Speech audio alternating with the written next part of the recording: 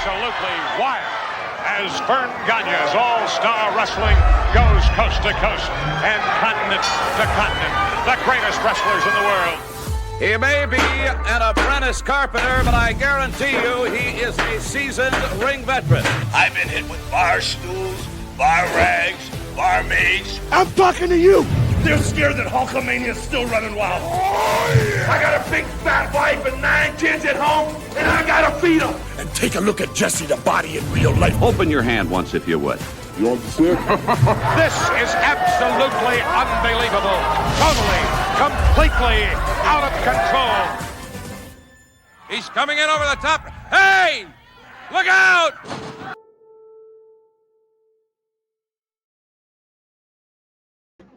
You know, you could pay $40 on ESPN. You could pay $70,000 for a second row ticket to WrestleMania, or you could spend $4.99 a month. And that's what you did, and you made the best choice of all. It is back to Ringside, Slick Mick, and the captain of the ship. Where is he? Where's old Tubbsy? Captain Tubbs. There he is. Here I am. Perfect. That's the nicest thing that anybody said to me in like a day. So thank you. Wow. My bar for compliments is very, very low. I was going to say, that standard is. All right. Anyway, we got a low bar is still a bar, though. It certainly is. Yeah, and we're not talking about the bar that Joe Chupik bangs his head on every week, but never been there. That's been there. We got a couple of PLEs. They're pay-per-views. They're not PLEs. They're pay-per-views, right? I mean, PLEs just sound silly. Nah, it's ridiculous. Plea. That's kind of way to look at it. We're going to talk about those and some of the go home shows, as it were. And Bailey has returned in a kind of an oddball way. So lots to talk about this week. Yeah, it really is a good week to be a wrestling fan. Yeah. Number one. So far. So far. You got to be rich because you got to fork out a lot of money this weekend to watch these two shows. And before we get into it, I do want to say I think that's becoming more of an issue for wrestling fans, is just the inability to find programming, because you've got Raw on Netflix, you've got SmackDown on CW or MyTV or Miz TV, or I don't even know where you find SmackDown. NXT had Homecoming, I think, on USA Network. And then you've got the PLEs on, not on Peacock anymore, now on ESPN Plus, not regular ESPN. And then you got AEW that you got to find on Amazon Prime, but you also got to have an HBO Max to go with the Amazon Prime. So it's just, and then you have to pay extra for it. I feel like wrestling fans are not going to tolerate for very long the inconsistency with wherever they're going to try and find these before we actually get into the shows. I think I see a lot of frustration for fans, and I can understand where they're coming from.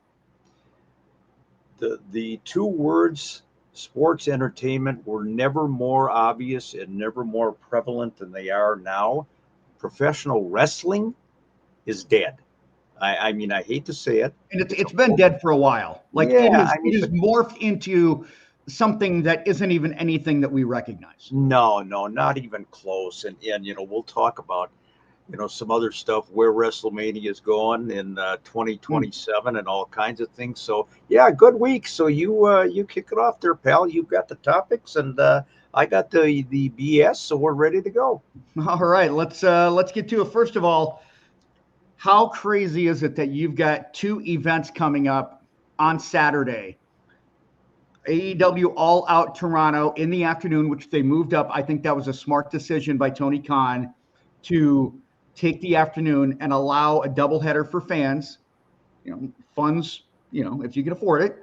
But the biggest news earlier in the week, and we kind of pushed this off till end of the week because we kind of wanted to see how everything unfolded. WrestleMania next year, 2027, in Saudi Arabia, and fans aren't happy. It didn't look like talent was happy. Mick, Well, I talked to Mark Ramondi, and I'll tell you about his comments in just a minute, but I want to get your thoughts on the very first overseas WrestleMania. It's not in Perth, not in Sydney, not even in London. It's in Saudi Arabia. 3 simple words, buddy. I hate it. Whether or not you like the spectacle of WrestleMania, it is an American tradition. And I'm not trying to be, all centrist and rah-rah, mom's apple pie and everything.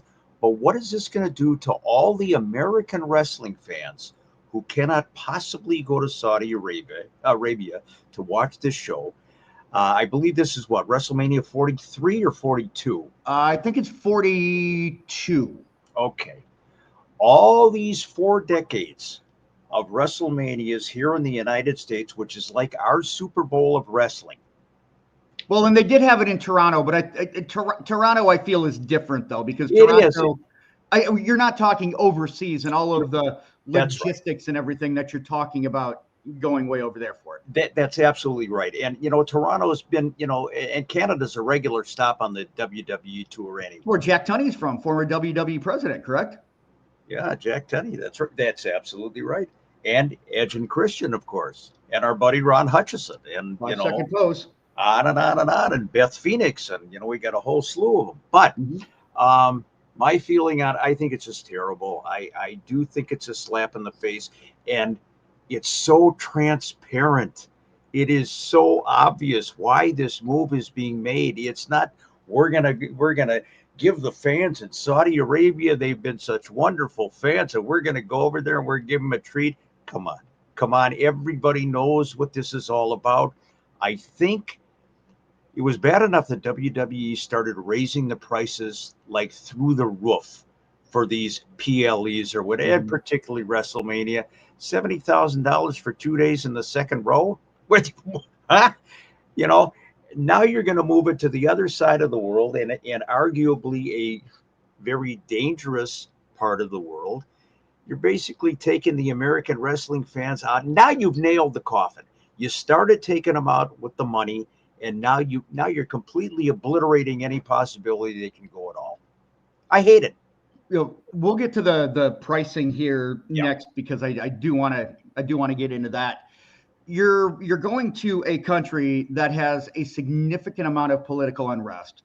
That fans, number one, the money is a factor, because if you can't afford tickets here domestically, what makes you think that you can afford tickets overseas, let alone to a dangerous country like Saudi Arabia? And it's not just American fans, right? Like, fans from all over the world come to these events, whether it's Canada, whether it's England or Denmark or Australia, or, name any one of 40 countries or even more than that. Like, it is a global brand, but to take it there, the very first one, because this is all about trying to absorb that debt from the WWE name. Fans aren't happy. I don't know if you saw the press conference. I did. But it certainly didn't look like any of the talent was happy when you've got Triple H and the Saudi dignitaries are up there. Nobody looked like they really wanted to do this. And I saw JBL say something about, you shouldn't complain about this because it's going to be one of the best. Could be the best WrestleMania ever. Well, if you're bringing back guys like Austin, Michaels, maybe Rock, whatever, Cena coming back at that point, you might be bringing these guys back, but I feel like if you're bringing these back for matches, they're not going to be good, because these guys have been out of the ring, sans John Cena, for a significant amount of time. So you might have the names, but I just feel like the quality of the product is not going to be good. But this is a purchase show. That's why you get Goldberg over there. That's why you get Lesnar over there. All about when there's a bought show, Mick, they're paying for it. So now you can take that and you can figure out the rest of the card. The quality, it doesn't have to be good. You just give them what they want. I would think that, first of all, as far as the press conference is concerned, It looked to me Sorry, like that was a long-winded. no. Points well made. I think even Paul Levesque did not look overly pleased. He was not giddy. He made this big announcement, yes, that we're going over there, but he almost did it a little bit subdued. And you talked about the talent behind him. My God, yeah, I believe it was Charlotte Flair and Liv Morgan. I mean, Taker wasn't happy, Oh. and no matter what we think about politically, and you can say you're for this or against this. We're talking about individuals within WWE, I think, realizing that this is not going to be well received, and it has not. It has not at all, and they are getting blowback everywhere they go, whether they're doing house shows or television shows or whatever. They are really hearing from the fans, and it's kind of interesting. Liv Morgan was talking. I saw a little clip of her. Even the little details, the women that have to wrestle in full body suits and rubber undersuits and everything else and go out there for 25, 30 minutes. I mean, it's and this is not an attack on somebody's culture. It's not. It's just the reality of it. And when you were talking, Chris, about all the people from all over the world that go to WrestleMania, and they do, but that was here in the United States. People would come here to the States. I venture to guess that not a lot of people, especially from the United States, are going to be going to Saudi Arabia. And the thing of it is, clearly, WWE doesn't care. And I don't, and this is WWE right now, but it could be AEW if they did this down the road. Yes. We're not cherry picking here, but this is the biggest company in the world that is basically turning its back not only on the wrestling fans, but on the United States itself for the bottom dollar. As far as you're bringing back all the legends are concerned, if they're going to do that, and they're going to bring back all, there's no guarantee that these legends, this talent. I can't see a guy like Mick Foley going over there. No, and not only that, but you were talking about if they put them in matches, how are they going to look? What are we going to have? We're going to have another Legends old timer battle royal, where it takes some guy 62 minutes to get to the ring and he's tossed out the minute he gets there. I mean, that's the only thing that I could possibly see them doing that would hide all the ring rust and all the age and everything. Unless they come up with a WrestleMania that is absolutely holy crap. This is incredible. Everything that they are doing right now, I think, is just right down the tubes. Now, I was talking with Mark Raimondi, my friend from Atlanta, who wrote a great NWO book, by the way. You can find it on Amazon. Say Hello to the Bad Guys. Amazon, you can find it, pretty much everywhere online. But when I was talking to him, because he came up and covered the Falcons-Vikings game because he's based out of Atlanta, was chatting with him before the game at US Bank Stadium, and we were talking about this. And one of the points that he brought up was this might be good for WWE in the moment, but if you look 10 years down the road, they may look at this as being a turning point for them to say, hey, we really messed up. We took the dollar, we chased the money, but we also pushed a lot of our fan base away that they're going to try and get back. And I don't think that WWE is looking long-term. As I've said before, this is all about using the WWE name to absorb the TKO debt, to break even on the ledger, the balance sheet, and then they figure out where they go. But the long-term ramifications, I think, for WWE are going to be very, very fascinating to watch. And I think you came up with a key point, though. Are they looking long-term? I don't think they are. I don't think they are either, no. Everything seems to be in the moment. It's comfort food right now, and this is what we're going to do. We're going to make this money. We're going to do this hand over fist. We're going to be a worldwide phenomenon coming from Saudi Arabia and so on and so forth. No, they are not looking long-term. And I don't even think you have to look long-term, Chris. Just look right now at the blowback. You don't have to wait for this blowback to say, hey, we made a mistake here. But do they care? No, but this goes back to, does WWE and TKO, do they care about the fan base? No, of course they don't. Look at the ticket prices, even here in the States. Look at the ticket prices. Yeah, Look let's kind of go on to number 2, where TKO is maximizing the money, and there are reports that came out last week that said one thing that Vince McMahon did is he priced for families. He priced for making it an event for everybody and affordable. As outrageous as ticket prices were, that's it. Yeah. He didn't maximize the money like he could have, but TKO, they took that business model and they are squeezing every last blood from the stone, the very last drop. So do we give Vince credit for this? Do we look at Vince and say, hey, maybe even with all of the misgivings and even with all of the issues, one thing he did is he really did try and take care of the fans? I got to think I'm certainly starting to get that impression. We know what Vince is as an individual. Yeah.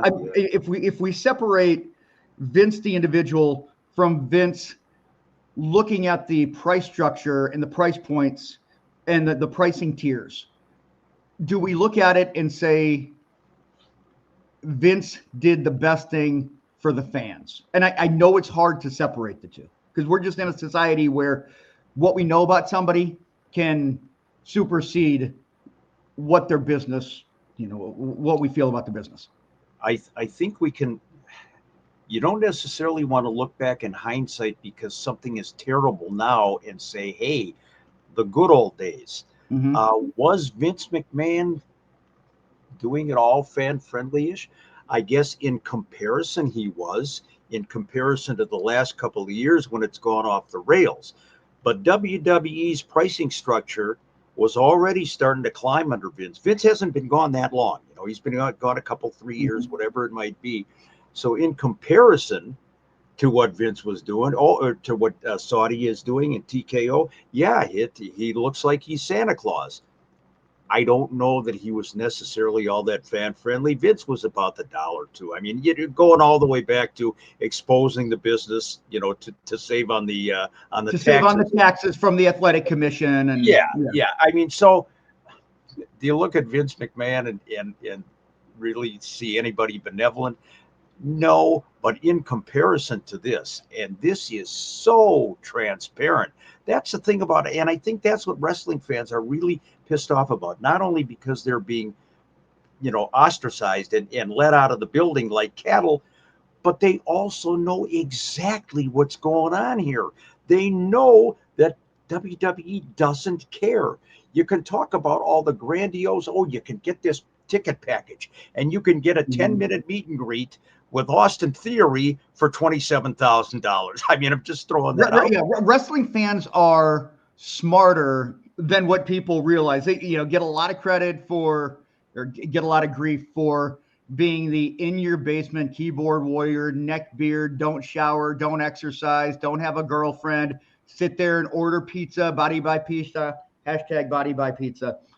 But I think if you look at fans, they're more perceptive and smarter than what I think TKO is giving them credit for.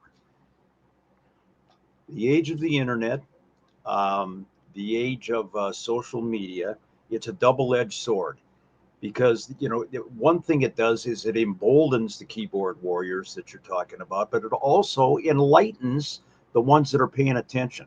And I don't think this is any stretch. I don't think it takes rocket science to sit and figure out what's going on here.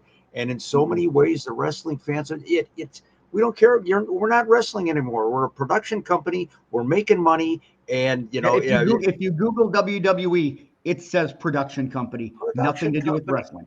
You're not going to go back to the days of the smoke. And I'm talking their company line. You're not going to go back to the days of the smoke-filled arenas, or, you want to do that, good. Go down to your local indie show. Well, you know what? I think that's a good option.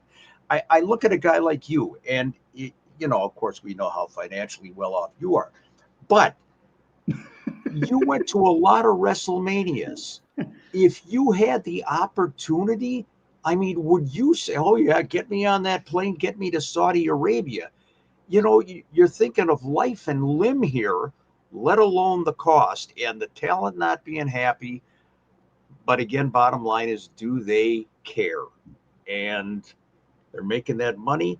TKO obviously hates wrestling in every conceivable way. They hate wrestling. They hate the wrestling fans. They don't care about wrestling. They just they love the money. And by the way, if I went to another WrestleMania with the prices that they are now, I'd be looking for my next ex-wife. So that's why I wouldn't be going to another WrestleMania. So the pricing structure, and I love my current wife, by the way. I want to keep her. I want to keep her. Wonderful woman, saint, as a matter of fact. To put up with me, yes. But nonetheless, I think in the scheme of things, the WWE is doing so many things wrong, and you saw it on the faces of the talent. It's like, do I have to smile for this? Stick a coat hanger in my mouth. I know the camera's on me. There's your grin. A lot of things wrong with this, but yet, the bottom line is, it's funny. Probably be a hugely successful WrestleMania. It's going to be the largest gate ever. How much do you want to bet? The history of the world. There's no question. Triple H, after that, is going to come out, the press conference, and say, this was the most successful WrestleMania ever because we broke all of these financial, gate, merchandise, yada, yada, yada records. How much do you want to bet? And this also improves their social media profile, because people that can't go to the show or won't go to the show, guess what? Especially for Americans, it's going to be early afternoon. This is going to be an early afternoon WrestleMania. So you're going to have your night. So people are going to be more likely to be able to catch it and not stay up till all hours of the night. And we're going to be tweeting about it, or we're going to be Facebooking about it, or whatever. This is just a way for them to gloat about it being successful without it actually being fan friendly. It could be you could come out and say, this is the biggest event in the history of the world, not just sporting event or whatever. This is the biggest thing that has ever hit the planet Earth. Because, you're in oil-rich Saudi Arabia, and my God, the money was flowing like water. As it is now, every press conference that they did, the first thing that he would come out and talk about is the gate. Yes. When was that ever the number one thing on the plate with wrestling? The guy would come out and say, what the hell got into Bailey tonight? Fans don't care. Fans, I'm not getting $1 of that. Right. You're not getting $1. We as fans are not getting $1 of it. So why should we care how much money you're making from this event? It doesn't affect us. All it does is I feel like we're being exploited more and more because this is what your focus is. That's right. It reminds us of what this is all about. Every time you come out, and the first bullet point you talk about is how much money you made with this giddy look on your face. Wrestling fans are wrestling fans, but as you said, they're not stupid, and they know when they're being fleeced, and they know when their best interests are not at heart. And you are where you are. Yeah. Well, let's go to one of the shows. Let's go to the evening show. First of all, since we're talking about WWE, WrestlePalooza this weekend. Not the one from First Ave, not the one from First Wrestling. Want to make that perfectly clear. Hopefully I put it there, so I'm not getting a cease and desist from WWE for the wrong WrestlePalooza. Saturday night for $29.99 on ESPN Plus. You can watch the very first ESPN WWE PLE featuring John Cena and Brock Lesnar. $30. Do you have your ESPN Plus subscription ready to go, Mick? Let me ask you a question, because I've been confused about this, and I think you just answered my question. Yes. I've got ESPN, but I'm guessing that's not ESPN. That is not ESPN Plus, no. Okay. So no, I probably will not be seeing this pay-per-view. I'll be watching the highlights, as will a lot of people. And I thankfully got it free through DirecTV. Okay. So I've got ESPN Plus, which, I mean, I don't have it set up yet, but I'm gonna have to. So is there, and we don't want to belabor this, but yeah. So is there a subscription fee for the ESPN Plus, and then you pay additional for the PLE on top? No. I think that I think the $29.99 price point includes the PLE. So Okay. you're getting WWE plus you're getting other select programming in this ESPN Plus. Okay, and the reality is, I watch ESPN for football once in a while, or if they got a college basketball game or something. I don't know that I want any more ESPN content. I don't watch it, for much as it is. So no, it ain't going to be this guy. As far as the show itself, and we talked about this before. And we'll go through some of these. We'll go through some of these matches. Yeah, I want you to set the scene, and then I'm just going to hit on some of these highlights.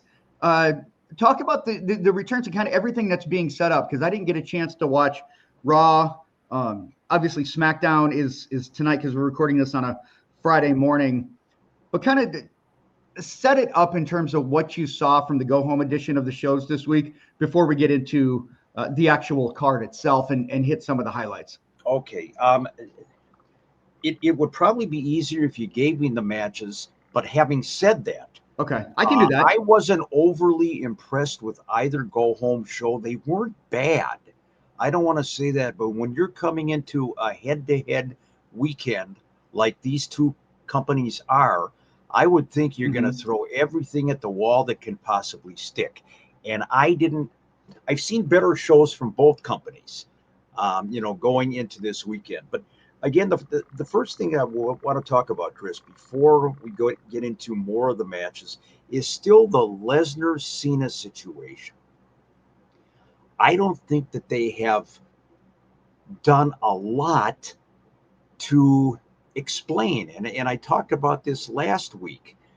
You got Lesnar, you got Cena, outside of the fact that they have a history together, and outside of the fact that behind the scenes, John Cena wanted Brock Lesnar to be on his bucket list of final opponents. I still have not heard the real explanation as to why Lesnar came back and attacked Cena. Having said that, they did a nice video package of Cena and Lesnar, kind of going back to their initial forays into professional wrestling as rookies and Ohio Valley and all that stuff. That was well done. It was very well done. It was a great historical piece.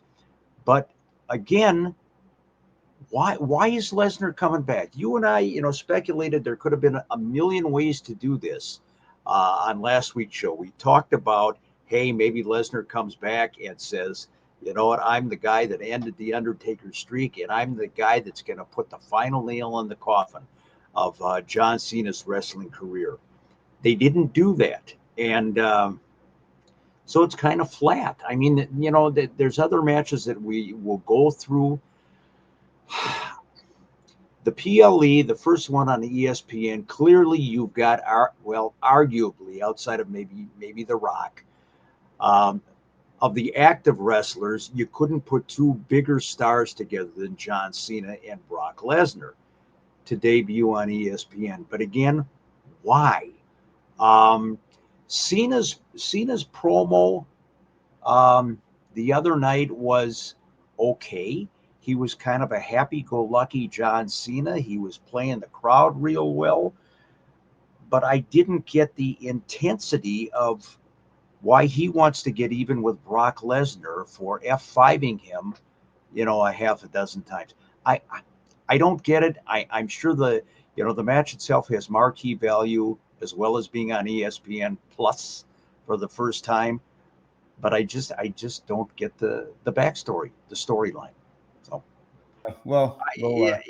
again, great marquee match, but why? What was the backstory here?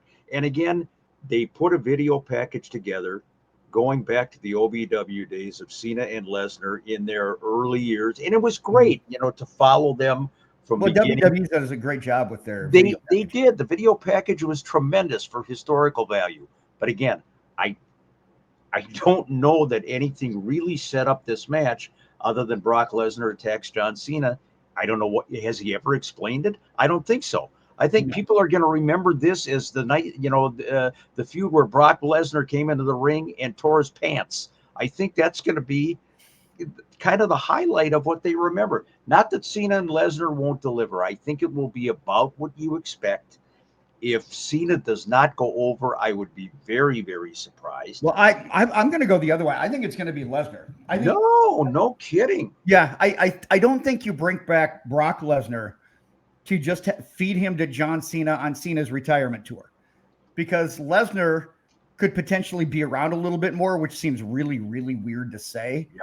But I just have this weird feeling that somehow, I don't know if something crazy happens or if there's some sort of schmaz, but on the way out, I just feel like Lesnar beats Cena. Okay. Well, yeah, interesting take.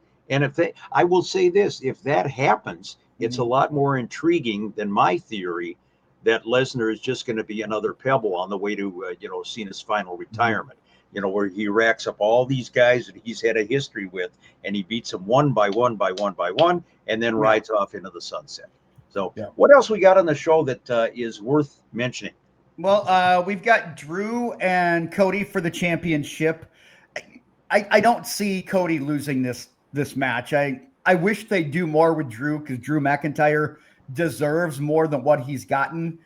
I think you need a longer build up. I feel like Drew and Cody deserves more of a ramp up than just throwing it on.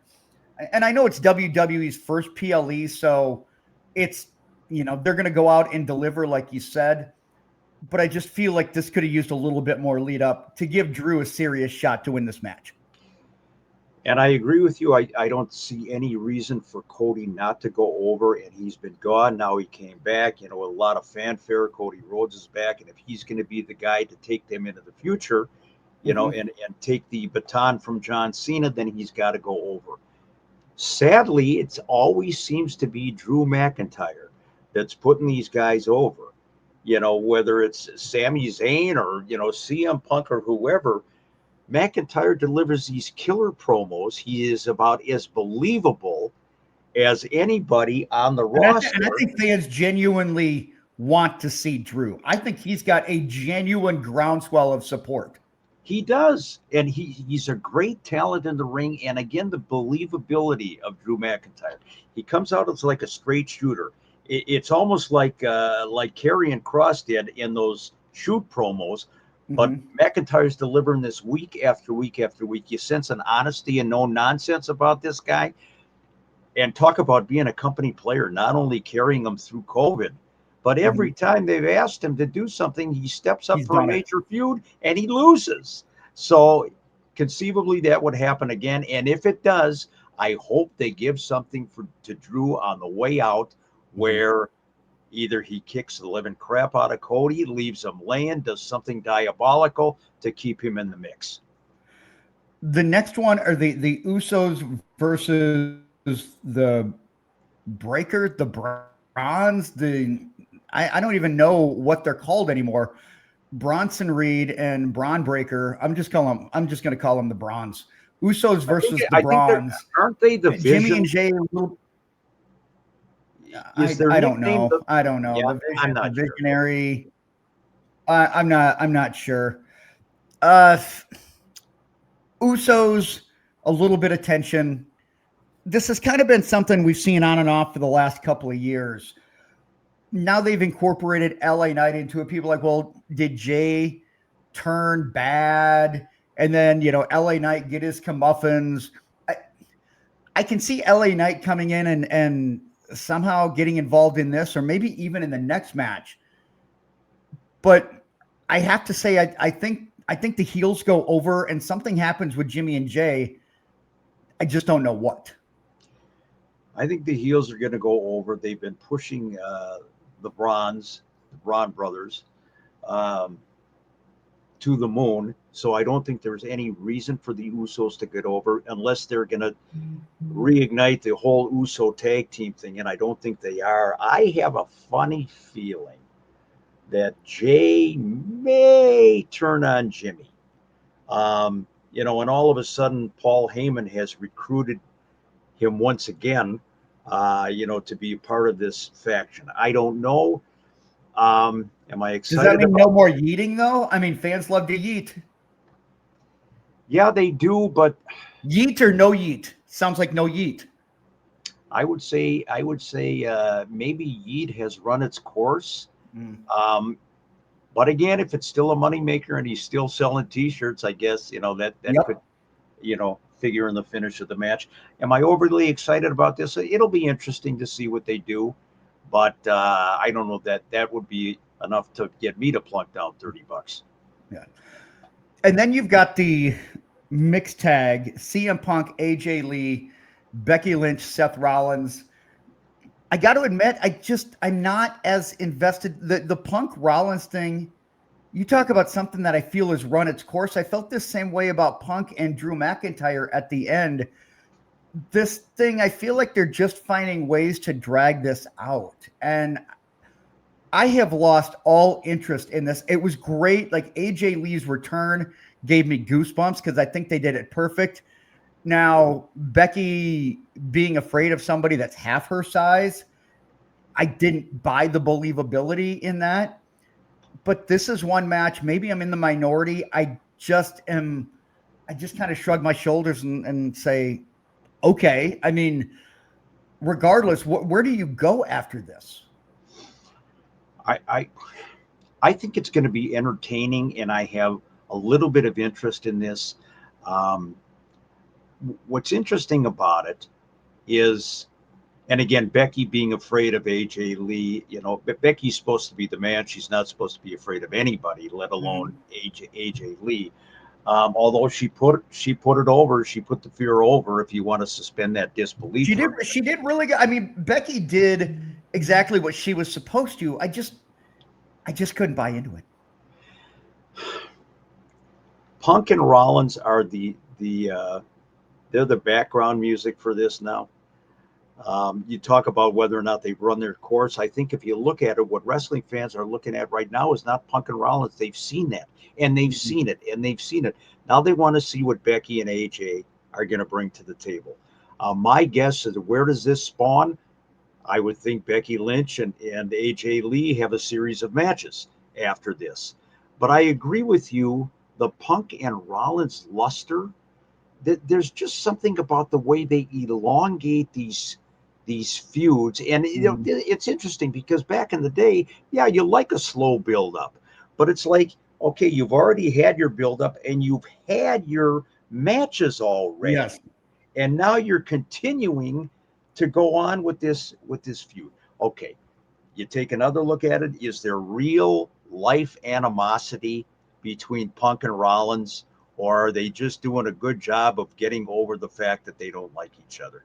That's another thing. But yeah, the match is there. I think it'll be entertaining, and that's about it. Yeah. Did you talk about Bayley's return at all? I did not. And okay. Yeah, again, I apologize. Like, our internet went down around, it went down actually around the neighborhood here. So it was a brief little glitch that I just got an email about. So this wasn't anything that was like Wi-Fi or Ethernet control. No, it's interesting what they did with Bayley. They've been doing those vignettes for all these weeks about Bayley hearing voices or whatever. Did you get any spoilers as to what actually happened with Bayley? How she? No. Is she coming back with? Is she now Bayley Orton because of the voices? Not really, but what happened was Bayley all of a sudden, she does a run-in and does a save, and for a second, she's looking at Lyra Valkyria. Who did she save? She saved Valkyria. Okay. And, they've had their little tete-a-tete back and forth, so they tease that a little bit.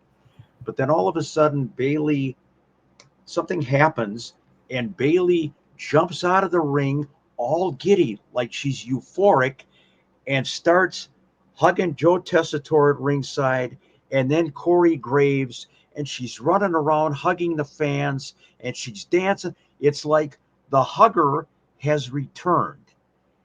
And okay. I love Bayley. I think Bayley can do anything. I think she is so overrated.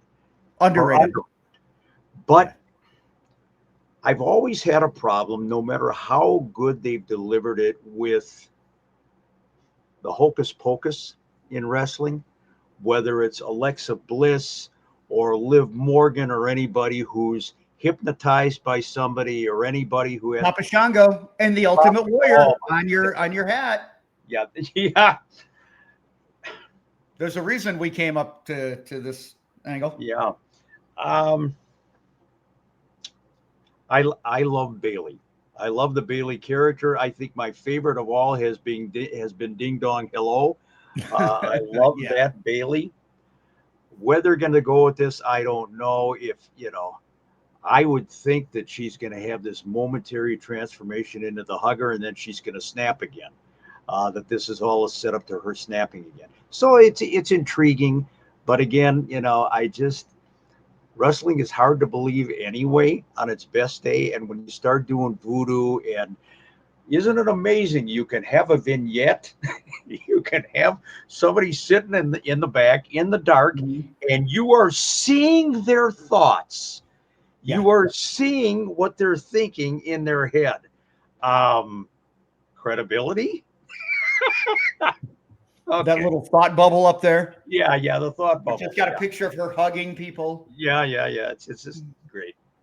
Yeah, I'm all for. I would like to see her switch between hugger and role model, Ding Dong Hello, and do it all in kind of like the Three Faces of Foley, where it came out the Royal Rumble. Just have Bailey 1, Bailey 2, Bailey 3. You start the match as one, and then you end it as somebody else.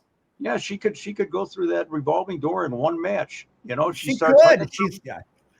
She's talented enough to pull this off. I love her. She's so good. Interesting stuff. But and I know we got the rest of the card, but that to me, we kind of covered the big stuff on this initial ESPN.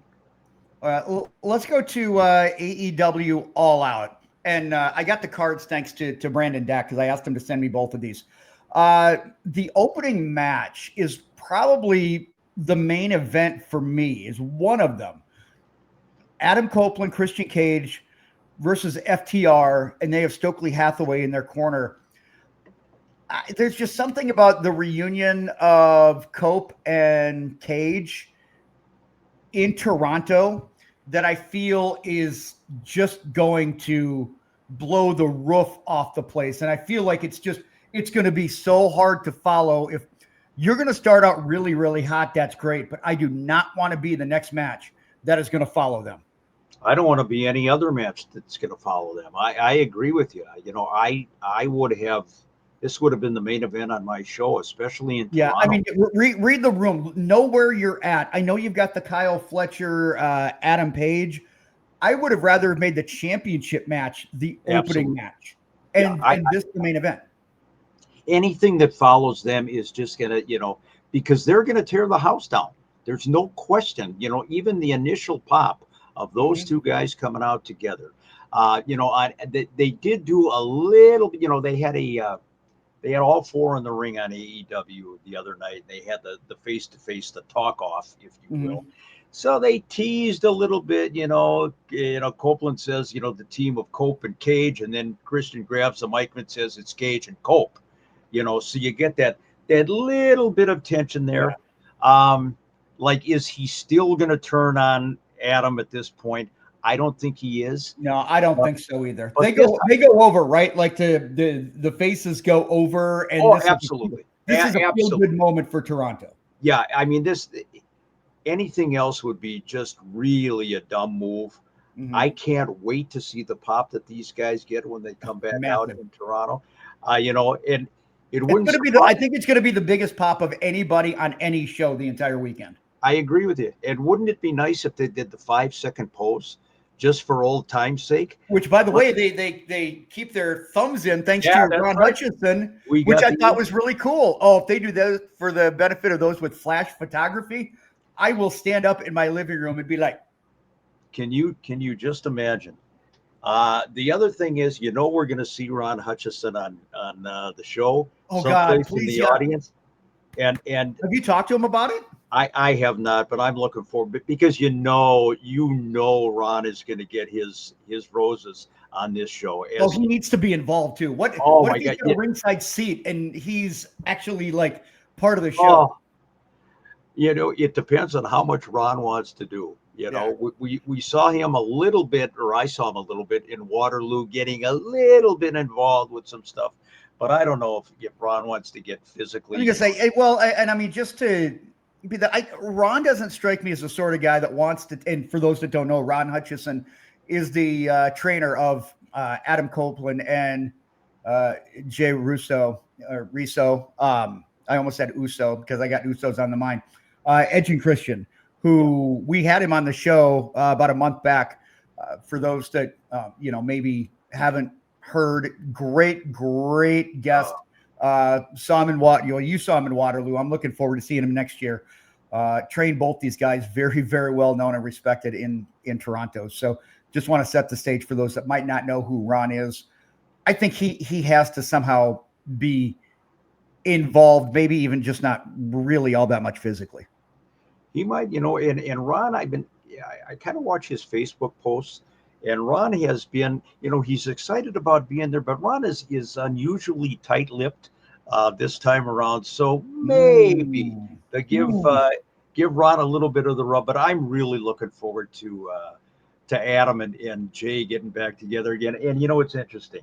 They both aged, and these are two guys that it's like my buddy Bockwinkel. Well, Nick always looked like he was 45 years old, even when he was 7.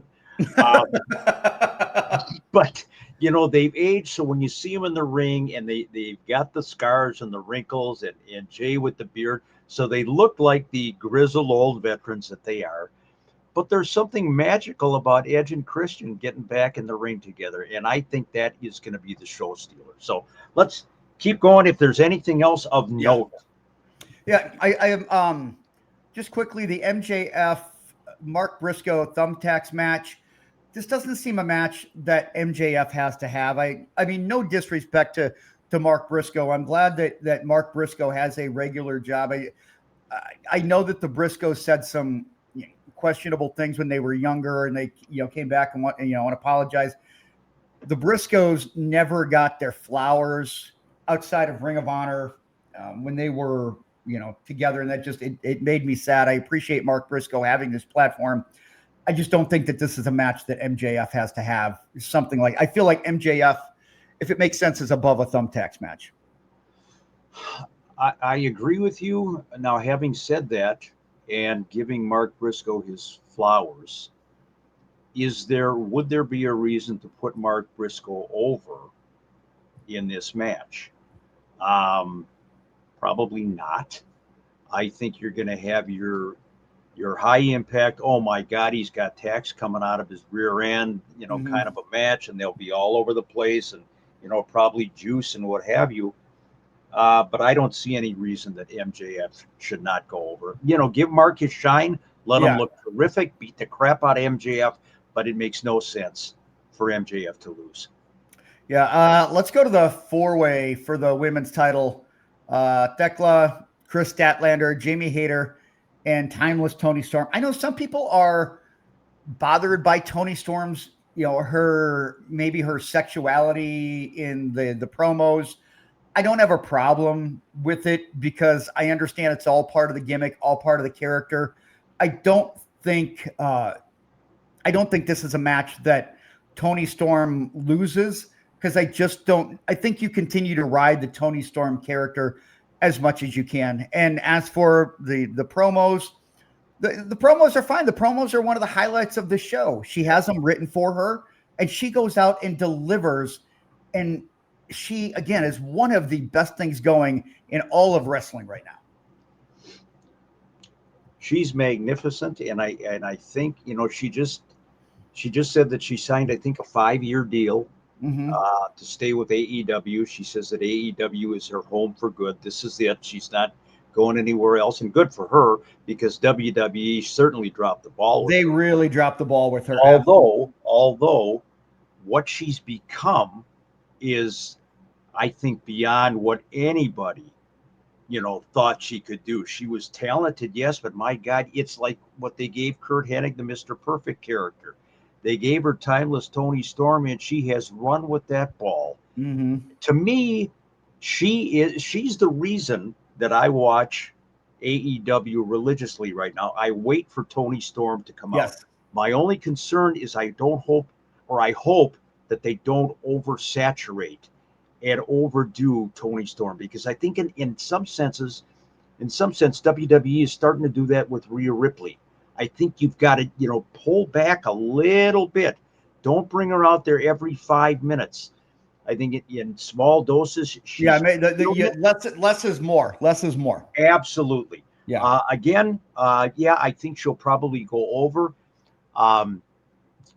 If somebody was going to go over other than Tony Storm, I wish it would be Chris Statlander. I'm a huge Stat fan, but I don't think that's going to happen. I think Tony retains, and it's a pretty good match. I think there'll be a lot of action there if they keep it simple. If they don't go crazy and wind up botching.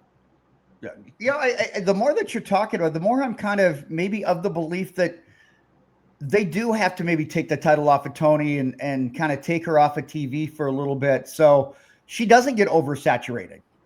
So maybe this is, I don't see it happening, but I do understand what you're saying with giving us too much, and then the fans start to, there's that fatigue where they start to turn on her, because isn't it a very minute window to keep her as white hot as she is? It is, and that's why I use the Rhea Ripley reference too. I mean, Rhea was red hot. She was. You always run that risk, and I think WWE has been really guilty of this over the years. People that they start to lose the luster. Jey Uso's another example. You wring every possible, dime that you can get out of the character and the eating and everything else. But after a while, it's okay. I think Tony Storm in small doses is great. I think she's not only great on promos, but she's great in the ring. Her matches are really, really good. Yeah. She's got some good people to work with in this one. I don't see Tony losing the championship yet, especially when I hear this 5-year deal that she signed. I think she's going to have it for a while, but we'll see. Let's go to, and I'm not trying to skip over some of these other ones. No. Yeah, I do want to get to the main event, which is interesting. It's the proto-star TNT champ, Kyle Fletcher, and Hangman Adam Page. If the Don Callis family gets involved, Fletcher is going to be stripped of the TNT championship. There's no way that Hangman Page loses this match. Is there? I mean, I know that they're really pushing Kyle Fletcher. I mean, he's only 26. So is this the right time to run with Kyle Fletcher, or is this the beginning of a series between them? Like, where does this one fall in terms of the creativity level? I don't think this is a one-off for these two guys by any stretch of the imagination. I'm a big Kyle Fletcher fan. I think if you're a pro wrestling fan and you believe that WWE is the only thing out there, or you shit on AEW, you're really not doing any favors to Kyle Fletcher, because I think he's tremendously talented. Whether it's him or Ospreay or in a sense Page, who can deliver a good match. He's got intensity. Kyle Fletcher is a guy of the future. There's no question about it. So in that sense, I agree with you. You don't have to do anything drastic with Kyle Fletcher at this point. Let him get his feet wet. Let him be out there for a little bit. This guy is really talented. I enjoy watching Adam Page's matches because they're intense. The problem that I have with Adam Page, and I've said this before, something happens in his promos. And, they had the two of them doing the contract signing thing the other night. And for once, it didn't end in a schmaz. It was really nice to see. Yeah. It was unexpected because nothing happened. Nothing happened. And, my God, what in wrestling, there wasn't it's like a birthday cake getting smashed over somebody's head. Yes. What do you mean? They took out forks and knives and actually ate it? It didn't shove it in the guy's face. Happy birthday napkins and candles. Yeah. I think Adam Page, maybe it's his delivery. I don't know if it's the cadence when he's delivering a promo, or if he kind of gets lost in his head. But there's sometimes where there seems to be this unintentional dramatic pause in Adam Page's delivery. Whereas all of a sudden they give the microphone to Kyle Fletcher, and he's got that arrogant, grit about him, and he's got almost like it's almost like Nick Aldis, or William Regal in the delivery. Very, very talented guy. I'm looking forward to the match, but I do not see Adam Page dropping the title. Do you think Don Callis interferes in this somehow and cost Kyle Fletcher the TNT championship, and it backfires, and all of a sudden you could potentially have a babyface Kyle Fletcher? I hope not. I hope not, because if you think about it, they started him out as kind of a babyface Kyle Fletcher, and then he got into it with Ospreay. I'm going to one up you. You're not the man, I am. I think Kyle Fletcher as a heel is great. I think Callis has to get involved somehow. And I will say, there aren't too many people in wrestling that have more legitimate, I hate your guts. Oh my God. Yeah. It's a sort of heat that Dom used to have, but I think people have come around to loving Dom, and I'm a big Dom Mysterio stan. I'm a big truther. Yeah, Don Callis has this, just that sustained go away heat. And that is, we've talked about this. It is really, really hard to sustain that kind of genuine disdain from the wrestling fans. In this day and age, it's almost impossible. You talked about Dom's heat was almost like a fun heat. It was, and Dom played into it great. Perfect. We're going to scream as loud as we can so we can't hear these guys' promos, so Dom can turn and say "Kayate" to the crowd and, and plug his ears and everything else. Don Callis has been around this business for a long time. I think Don is about 30 years, at least 30 years into the business. And yeah, there's just something about him, and you can see how much he relishes this role of being this despicable. As soon as he walks through the curtain, my God, that is instant heat. I'm a huge Don Callis fan. Yeah, he is a fantastic mind. He is a fantastic talent, and I've heard nothing but good things about him as an individual. And you talk about somebody that knows his role and plays it well. Let me ask you this, because we talked about some of the things that WWE could do to kind of throw a little swerve here and there. No pun intended with Swerve Strickland. Does AEW need a surprise somewhere along the line? And I'm not talking like a debut, because nobody does debuts like AEW. Right. The problem with AEW is following up with a consistent storyline. Yeah. They do debuts. Oh, I didn't even mention the coffin match between Darby and John Moxley. I didn't even mention that. Yeah, we want to talk about that one. Let's. I wanted to ask you about the surprises, and then let's get into the Darby Moxley thing. Well, I think that's going to be one hell of a match. Neither one of these guys gives two what's about their bodies. Like they'll go out and do whatever they want. This is going to be as graphic as anything you're going to see. Darby Allin. Every match with this kid is a Mount Everest without equipment. I mean, this guy, he'll go to the top of the IDS tower. And they still missed the boat with not promoting Mount Everest. Darby Allin conquered Mount Everest, and AEW did bupkis with it. You could have promoted this kid as, if you can overcome Mount Everest, you can overcome John Moxley, you can overcome the Death Riders, you can overcome anybody and everything. That's right. But they dropped it because they didn't mention it, and I'm still upset at AEW for not capitalizing on it. This could have been an opportunity for AEW to get the national spotlight, the national media, not just the wrestling media. You get this 180-pound kid, he's a professional wrestler, and by God, this kid climbed Mount Everest. And he's not your big muscular guy. Like he's a skateboarding goth, listens to punk rocks, or, goth, whatever. He's one of those guys. And you're just like, this is our guy. Well, yeah, but look what he did. Yeah. It's not the first potential grab that AEW has missed. It's not the first potential storyline that they could have run with, and they didn't. But you're absolutely right. I mean, he was right there. It was so blatant what you could do with this kid. Now, every once in a while, you hear an announcer allude to it. Yeah, well, Darby Allin, he climbed Mount Everest. He's not afraid of anybody.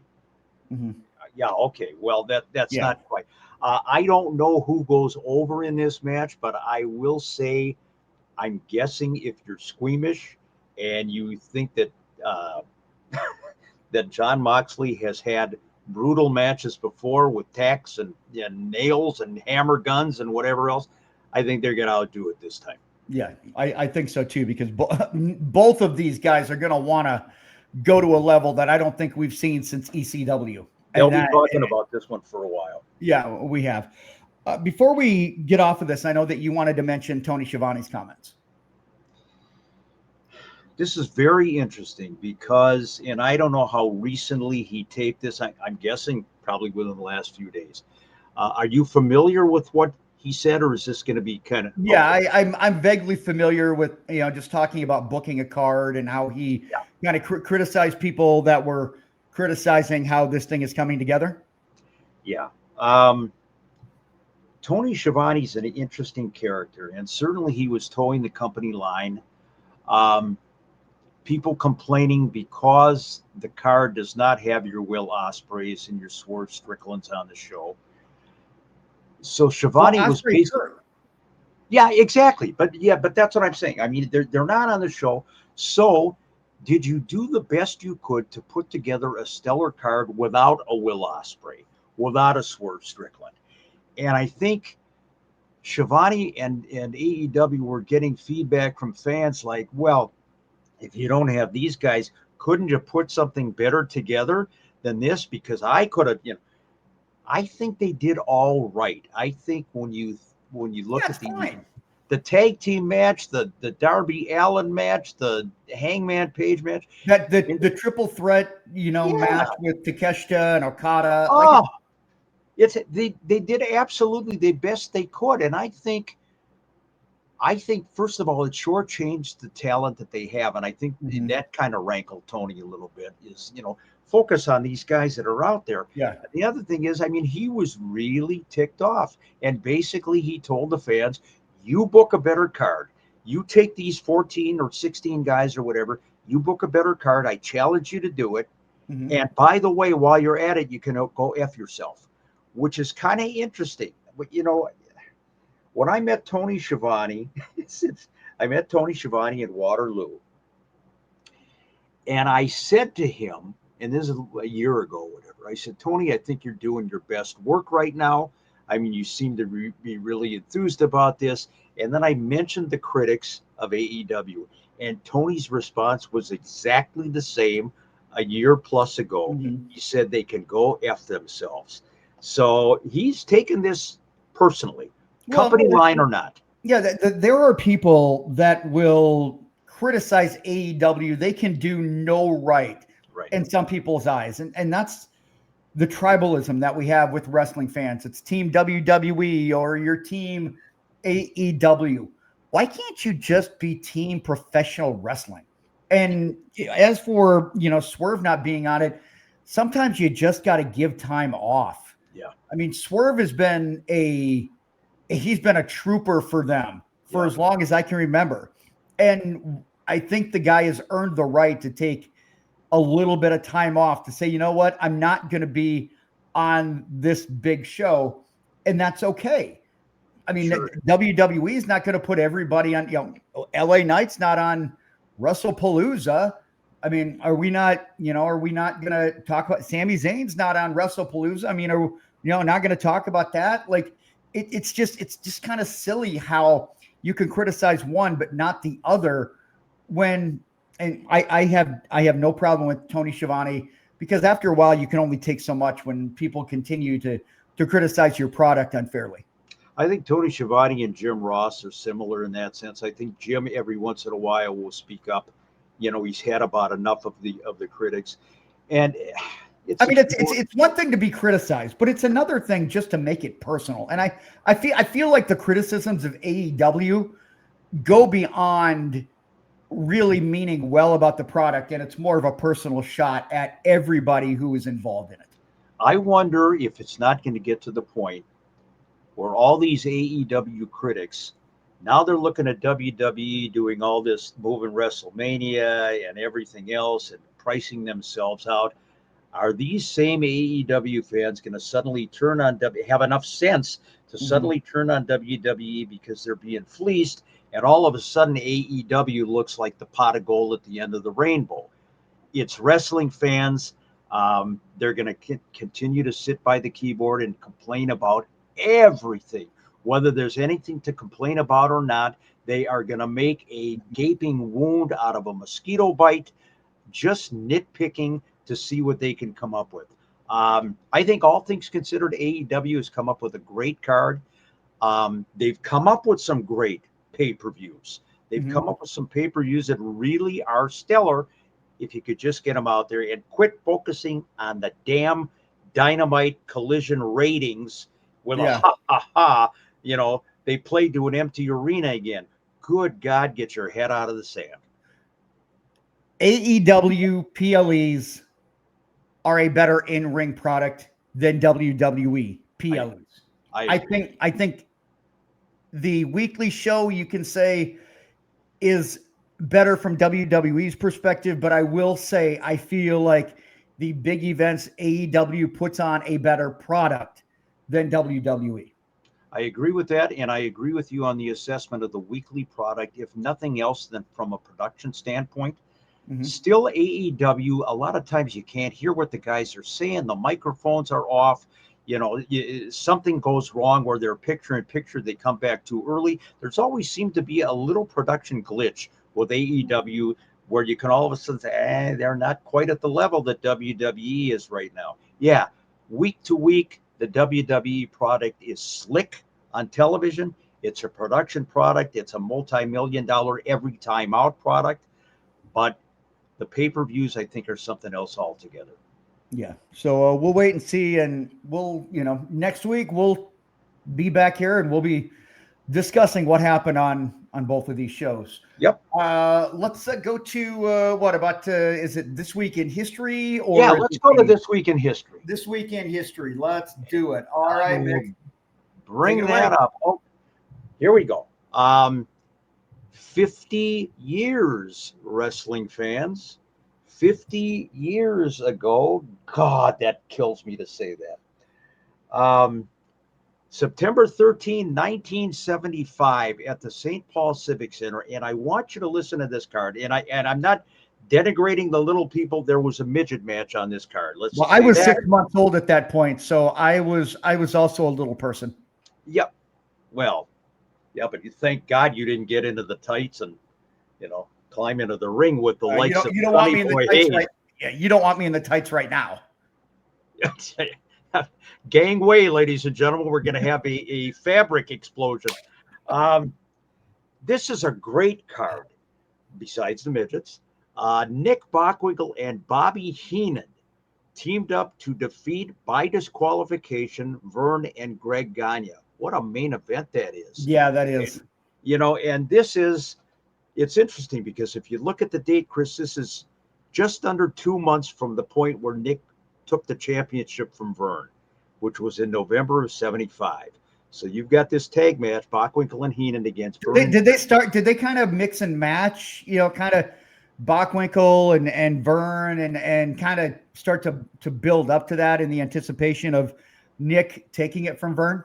There was no indication that Nick was going to take it. And, if I'm sitting there in the audience and I don't expect this to happen, I don't know how the average guy does. Of course, not knowing what goes on behind the scenes and what the negotiation was. Nick had been there for, 5 years already.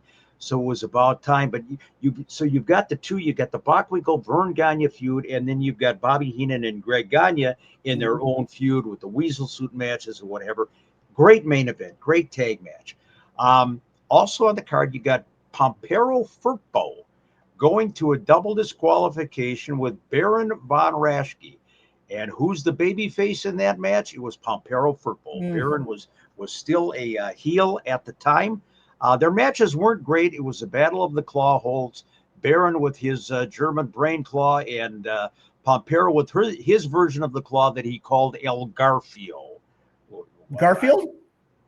No, not Garfield. El Garfio. Oh, okay, because that's not a normal name for a hold. A hold, no. This is my devastating hold. His name is Garfield. No, okay. Did he throw him into the Arbuckle? And had a plate of lasagna at the end of the show. Okay, I'm sorry. This is an ode to that match. Oh boy, Sorry, off the rails. The next match, Jim Brunzell defeated Boris Brezhnikov. Who the fans say that is the future Nikolai Volkov. Boris was managed by Bobby Heenan here in the AWA, but Jimmy goes over Boris Brezhnikov. And in the opening bout, our good friend George Gadaski, the scrap iron, did the job to a guy named Khosrow Vaziri, the eventual Iron Sheik. And just think about that now. This is the eventual Iron Sheik is the opening match at the St. Paul Civic Center. And I got it here listed. The reported attendance was only 4,700. So that really surprises me. I guess I would have to take a look back and see why the attendance was not what you would think it would be. But again, this is September 13, 1975 in St. Paul, just under 2 months from Nick Bockwinkel winning the championship from Vern Gagne.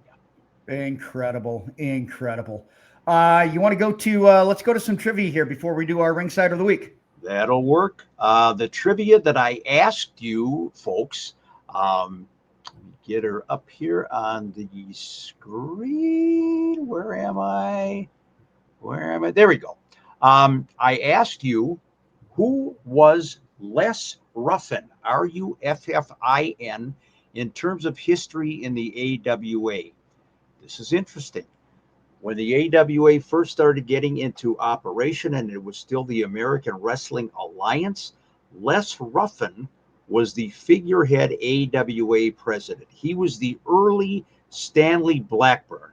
Les was a former wrestler and promoter himself, and he was the designated figurehead AWA president. Nobody got it. Nobody got that one. So rather than carry the same question over to this week, we have another one. Let's do it.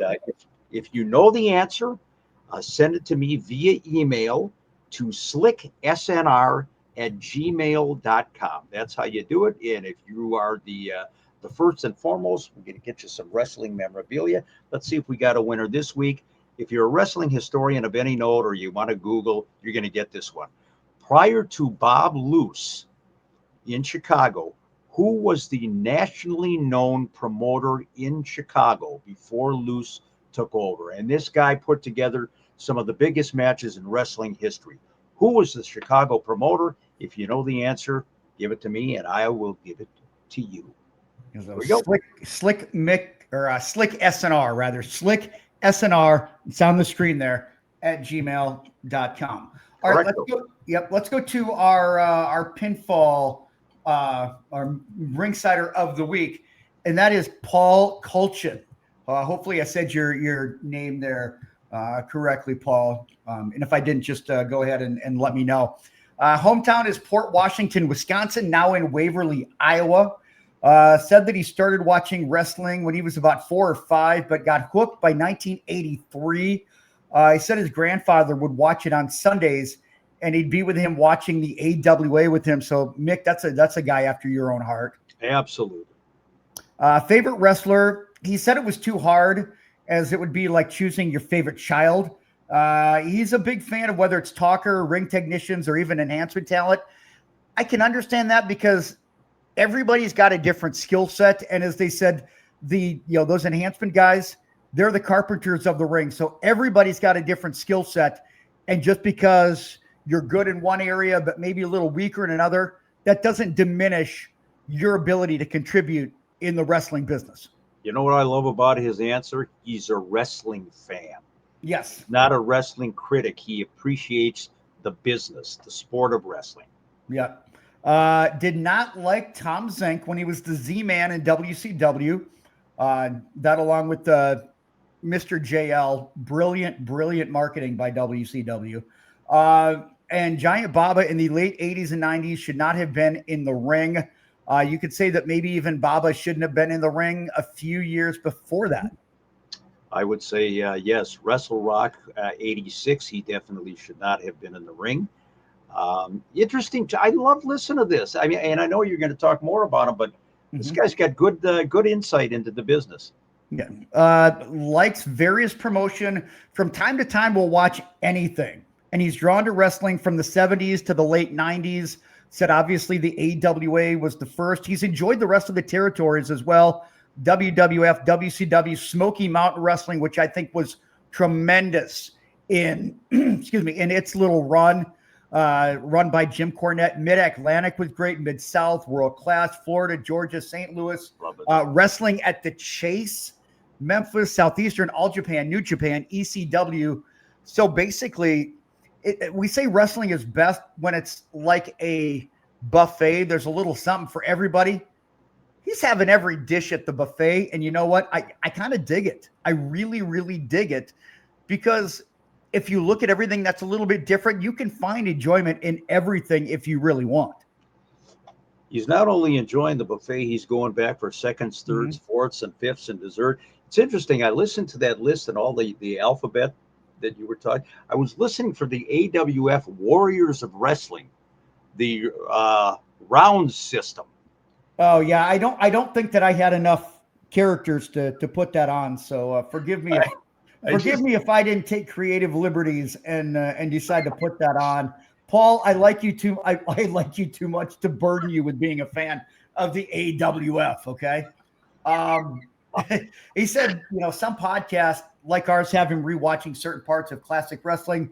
Said that maybe he didn't like Central States and Maritime's wrestling promotion in Canada are hard watches. I've never seen Maritime, so I'm gonna have to find out. And he says he likes Tom Hoppe, best friend and also a big fan of. Oh, you went nonverbal there, buddy. There you're back. See, I've got the button on the front of my computer, and that's just, I'm not coordinated enough at my age. But yeah, Tom Hoppe. It gets worse. Go ahead. No, yeah.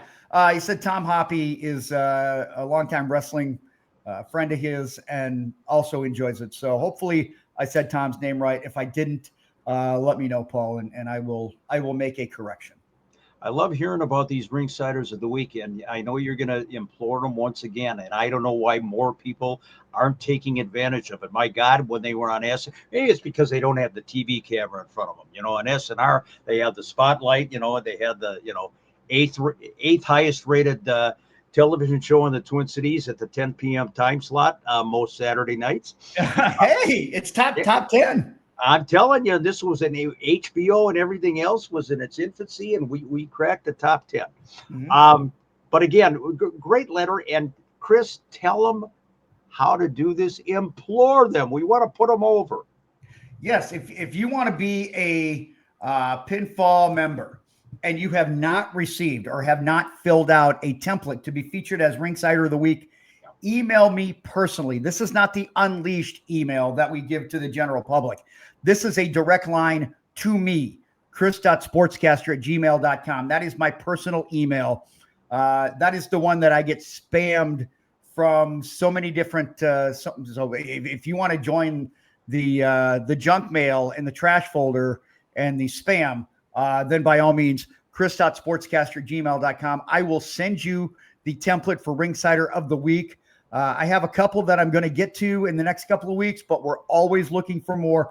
And the only people that have access to this are the people that are Ringsiders of the Week pinfall members. This is not for the general public. So chris.sportscaster@gmail.com.